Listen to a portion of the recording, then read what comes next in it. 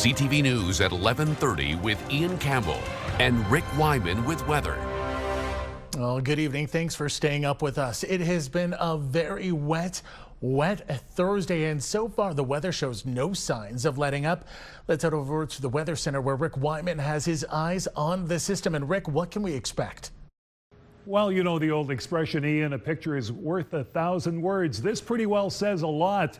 Forecast radar, of course, indicates some snow to the north, some storms in Moosonee, Wawa, Cap, Hearst, Cochrane as well, with noticeable precipitation. We'll get to some of the amounts, and more to the south, we've got some rain, lots of it in various areas. So we'll talk about that, and also the transition, some flash freezing and the change to snow throughout northeastern Ontario for tomorrow. It's going to be an interesting overnight ride, and details coming up in just a couple of minutes. Thanks so much, Rick. Well, crews are continuing to clean up from a chemical leak following a chemical crash on Highway 652 today near Cochrane. It's still unclear what type of chemical was spilled. OPP say a tractor trailer was involved in a serious crash, creating the problem around 10 this morning. The highway was closed between Michelle Lake Road and Tweed Township, northwest of the town. No injuries are being reported. Well, new tonight, things got a little heated tonight or this evening at Central Manitoulin Council over public consultation, or what some say was a lack thereof, as councillors voted 4-2 in favor of closing Providence Bay Arena and closing the Spring Bay Community Hall. We have public here tonight who want to speak but can't. You cannot be making motions like this without public consultation and a public meeting. And I'm totally totally against these motions because the public has not been consulted. Just because you think you know what you're doing, we are elected by them. We represent them and we listen to what they say. They elect us. And you just can't blindside the public and make motions without having any input whatsoever. If you read the report all the way through, it says here, we as a municipality do not need two standalone arenas. Doesn't say we need them. We have two, so we have one that will go in, will stay in the Des Moines. And on top of that, the extra money where we don't use on the arena is we can put it towards other things in Providence Bay that need it a lot more and get more use. Providence Bay Arena will now close its doors in November 2026 ahead of the next ice season and just after the new council is sworn in. Those in favor of the closure argued it was getting expensive. The community is getting older and the buildings are no longer being used. A few residents walked out and voiced their feelings in anger, leaving the meeting. Council also directing staff to research to see if a community group can assume care of Spring Bay Hall. Councillor Stevens and Mayor Stevens were the only two to vote against both motions. It's back to the drawing board for the City of Timmins and the Cochrane District Services Board after provincial funding for its new encampment site on Highway 101 fell through. The board met tonight after learning the Ministry of Municipal Affairs and Housing would not be letting funding for the original Pine Street location be transferred to the new project. The proposal would have meant a 44-unit modular facility and adjacent encampment support zone on the highway to address needs. The board, along with its partners, will now be meeting in hopes of coming up with an alternate solution and opportunities to pursue provincial funding. It's disappointing that the funding resources that were there are not available to us. It is encouraging that the ministry is still open-minded to the fact that resources will be required. I simply want to state from our perspective that while we support the city and the DSAB through this initiative, we cannot absorb the type of costs that are on the table, even with the current locations that were being discussed. Politis says it would mean a significant tax levy. He and several councillors expressed disappointment in the funding dilemma. The board says it remains committed to redeveloping and relocating its shelter services and that homelessness strategy for the district and James Bay communities is needed. We're hearing tonight from the mayor of Cochrane since learning about an investigation that involved the misappropriation of $2 million. The money was meant for an agricultural silo project, a long-standing goal to boost the region's farming economy. The town says the financial discrepancies began back in 2021, and the money was spent under the watch of the town's previous CAO, financial department, and the former council.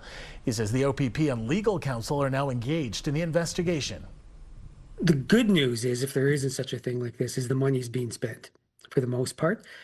Part of the funding that's been provided by a couple of the layers of government will need to be repaid. So that's something that would be a new impact. But for the most part, the money has been spent. So anything we recover at this point will have a positive impact on the budget. To put the $2 million loss in perspective, Paulides says $90,000 represents a 1% tax hike in Cochrane.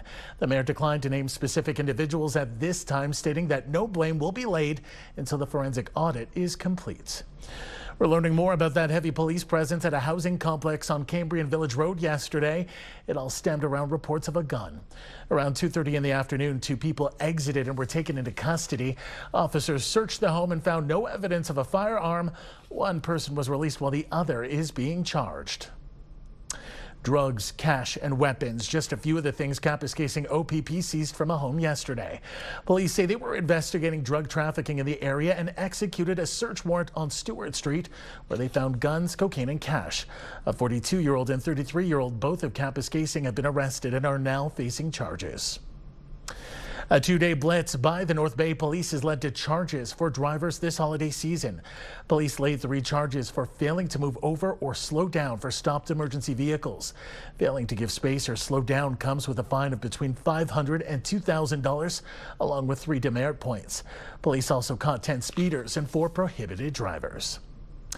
Well, some relief for travelers and officials at North Bay's Jack Garland Airport. A new air service is taking off early next year. CTV's Eric Tashner reports. Soon, this empty slot at the Jack Garland Airport will have an aircraft parked in it, ready to fly to Toronto's Billy Bishop Airport. Having a 50-minute flight to Toronto Island is certainly going to be a relief. When Air Canada announced in September it was pulling all service out of North Bay, city officials were caught off guard. There was anger and frustration. That was not a great announcement for our community, 90 years relationship. We did a travel assessment in the summer to try and help Air Canada and other airlines like Bearskin and Perimeter meet the market demand. Now there's a sense of relief. A new service is stepping in when Air Canada leaves at the end of January. Prop Air, based out of Rouyn-Noranda in northwestern Quebec, is going to fill that void. It's the start of a great partnership between North Bay and Prop Air. Flights will begin February 16th, and passengers can start booking tickets online. The route will operate 5 days a week. Normally, an airline is starting a new route 3 to 6 months in advance. We decided to move quickly because we definitely think that North Bay people deserve to have this service. The aircraft will seat up to 18 passengers. There will be a morning flight to Toronto and an evening return flight to North Bay, eliminating the need for overnight stays. Our members and the business community were having to spend, sometimes $600-700 a night for a hotel room. So that's just another added expense for business that's not necessary.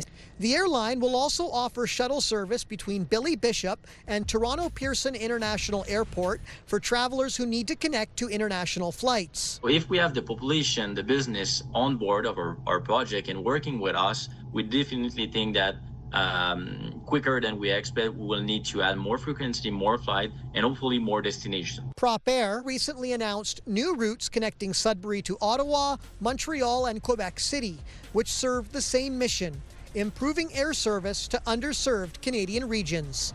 Eric Tashner, CTV News, North Bay.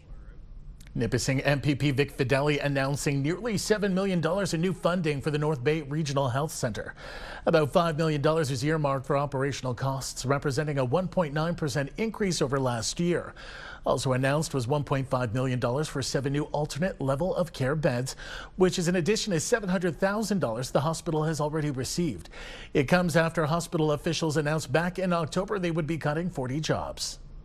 In a written statement, the hospital welcomed the funding announcement, saying the alternate level of care beds would ultimately improve patient flow, but cautioned this funding does not change the need to make the difficult but necessary changes to our budget and operations announced in October. Unions representing hospital staff are planning a rally outside Vic Fideli's office on Monday at 10 a.m., protesting staffing levels and patient care. Well, time now for a short break here on CTV News. Coming up, Rick will have your full weather forecast.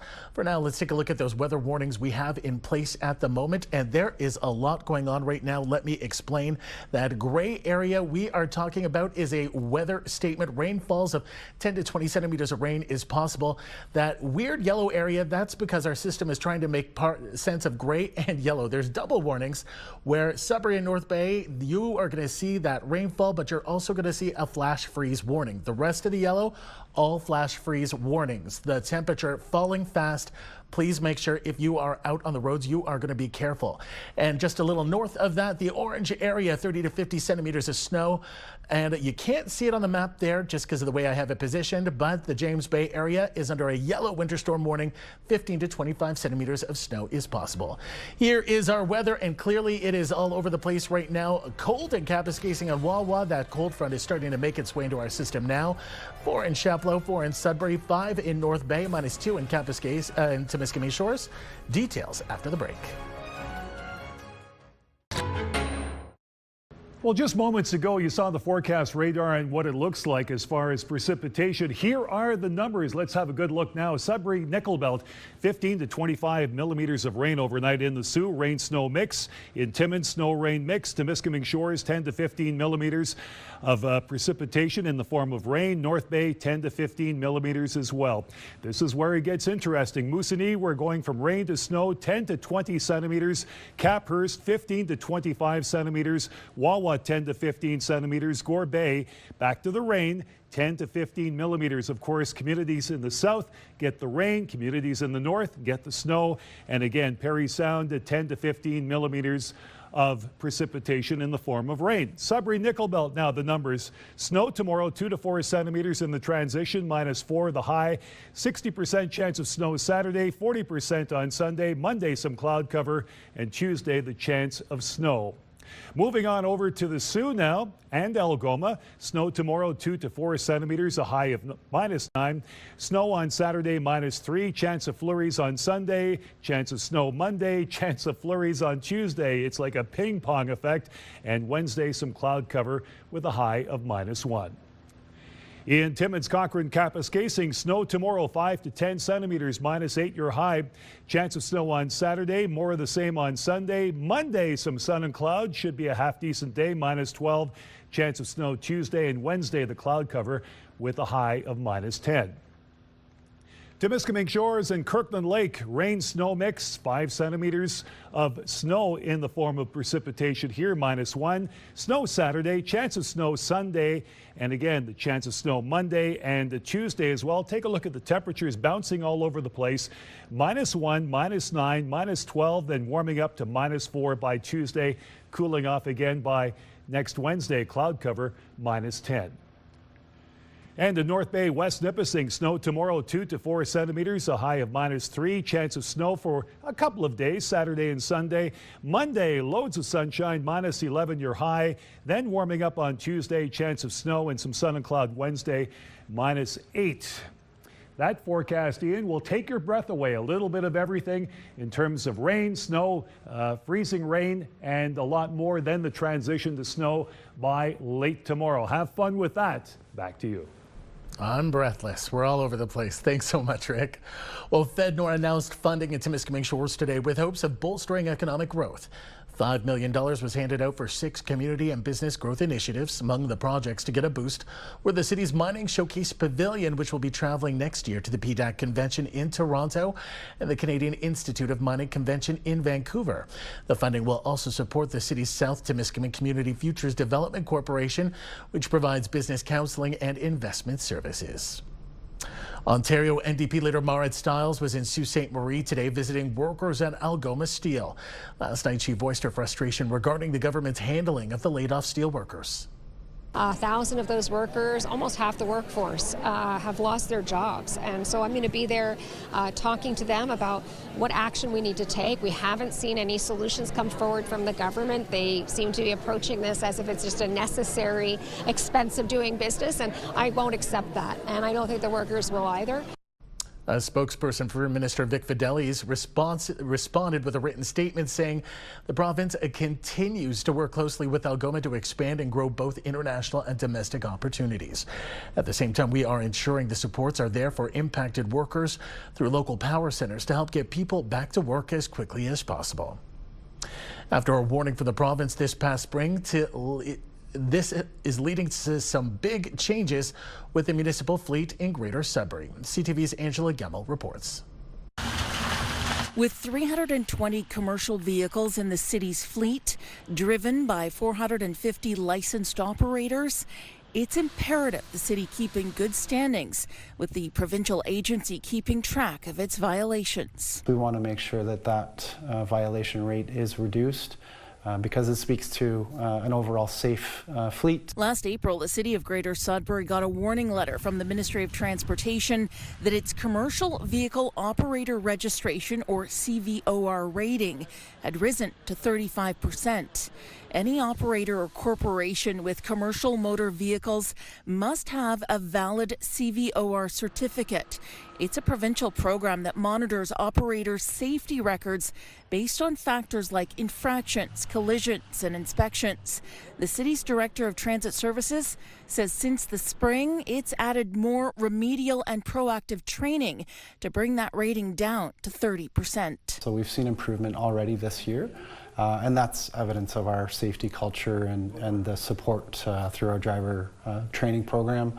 And really those that do the job. Adair says the rating doesn't pinpoint any specific municipal vehicles that are more frequent violators. We don't have information in terms of like a problem area. That's not the case. It was accumulative across the entire fleet. The recent effort to reduce the violation rating led to the city approving $134,000 for an additional driver certification instructor. Providing proactive training or reactive training. If there's any level of infraction or collision that we see, the driver training division provides safe driving tips and training. Adair says the goal for 2026 is to reduce the city's CVOR rating even further.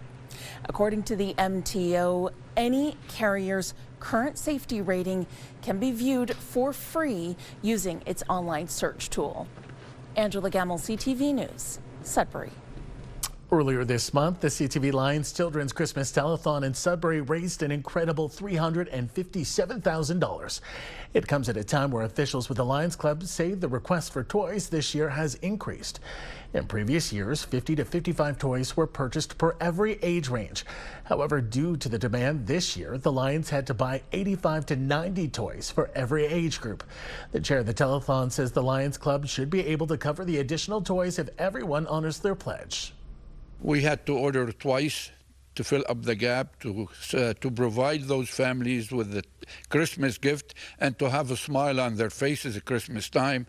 That's why we're asking for those who pledge, please honor your pledge and make it happy for everybody.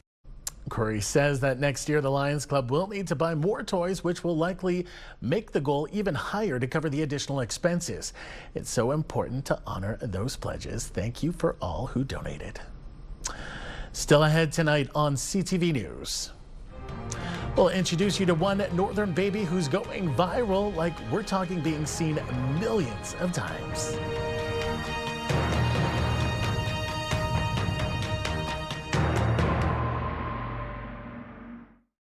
What a night to catch a teddy bear game. Check this out. Creer with a shot. Scores!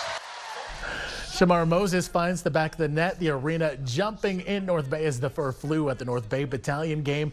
We're hearing they had enough to fill the back of a pickup truck. At least all of those bears going to worthy causes around the city. Way to go, Troop Nation. And the fun didn't stop there. North Bay would go on to beat the visiting Guelph Storm by a score of 6-2. Ethan Prochazin with 1 goal and 2 assists. We used the game with the first star tonight, but it's clear the big winner will be those kids in the Gateway City and around the Nipissing District. Heading west west to Barrie, where the Sudbury Wolves faced off against their highway rivals, those Barrie Colts.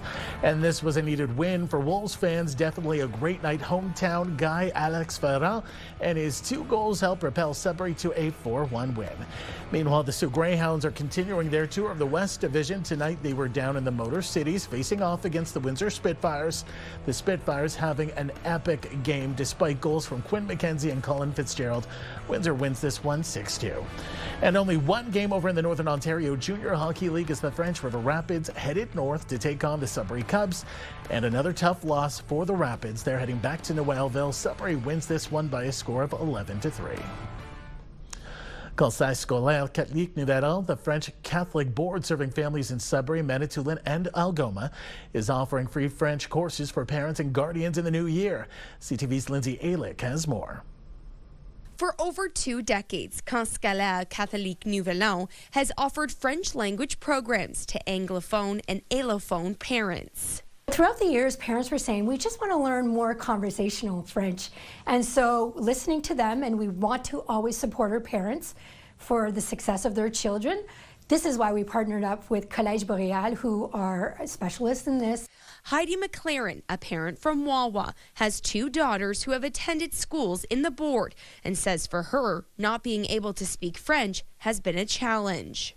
I have been in the customer service industry for many, many years, actually most of my adult tenure, which has been difficult because we, in Northern Ontario, there are a lot of communities as well as people within our community that speak French and only French.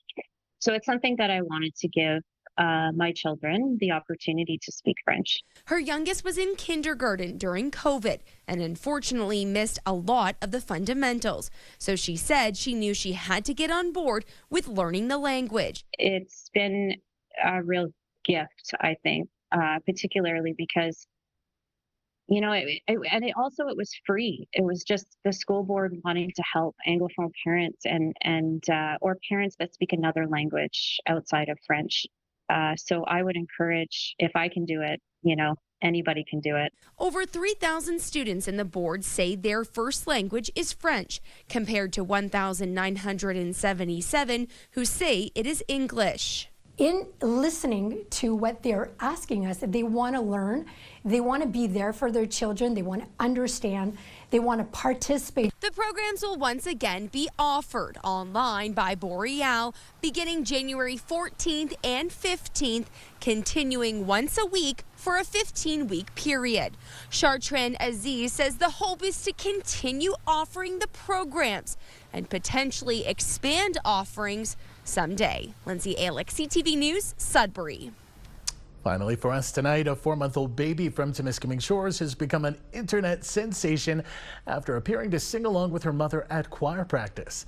CTV's Madison Merrier has their story.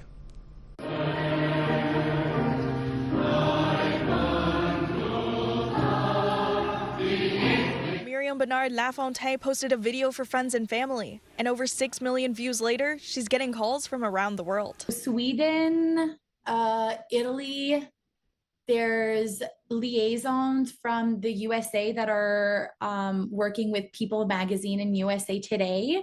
And Brazil has been really, really big because Senna is named after Ayrton Senna. Little Senna appears to be singing along as the choir performs, and her mother is not surprised as music is a big part of her family's life. Both my husband and I are very musically inclined, and so are her grandparents and her great-grandparents. So I think probably just from the womb, always hearing music and just being the happy baby that she is, I think music will run in her blood. Lafontaine said she posted a video of the choir's performance as a preview to their big show. We go to choir practice together, and she loves it. We bring her little play mat, and she'll just be babbling and cooing.